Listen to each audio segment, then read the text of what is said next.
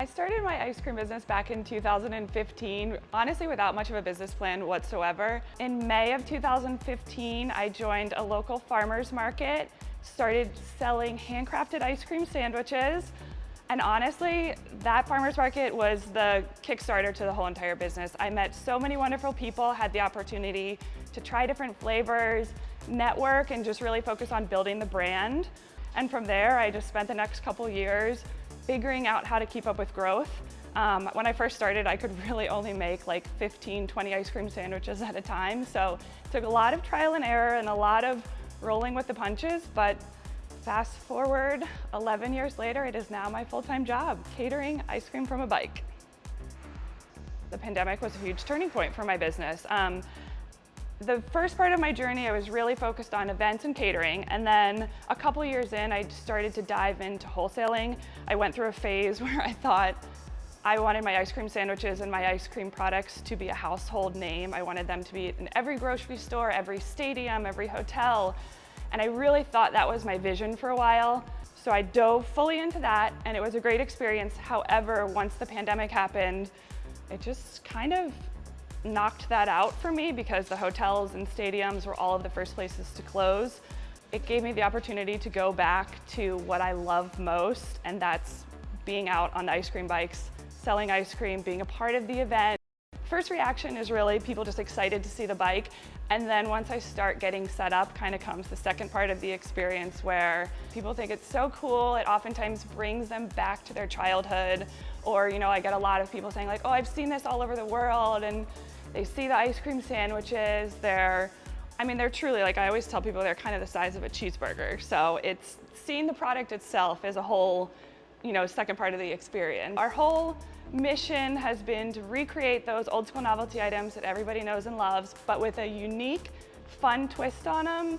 And also, obviously a huge part of our business is everything is handmade, and it will forever and always be handmade. So it's a very different experience than the old products, but just a new and fun twist.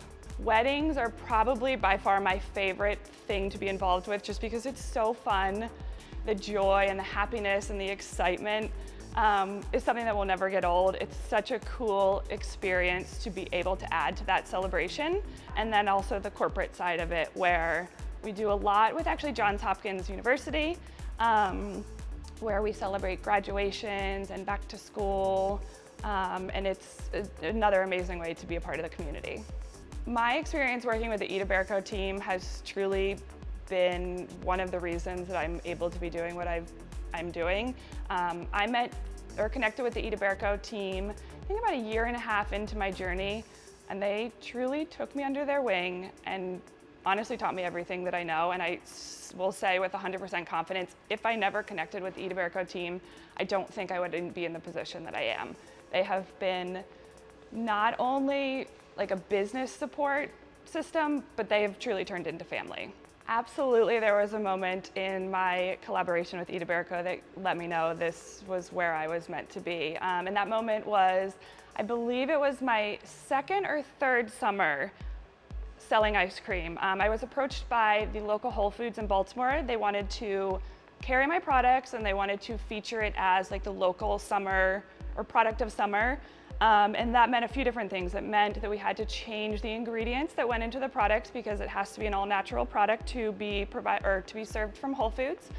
Itaberco literally came to the meeting with me, stood by my side, and gave me the confidence to tell my story, to talk about the products, and Whole Foods ended up picking up my products. And that, to me, was when I knew that I was meant to be a part of the Itaberco family. And they've truly always treated me with just as much respect as they do some of their very big clients. And I really wouldn't be doing what I am without them. My biggest piece of advice for somebody just starting their dessert business is to just start. You don't have to have all the answers. You don't need to feel like you're in the right place. Just do it. Take little steps every single day. Get good at getting out of your comfort zone, practicing, trying.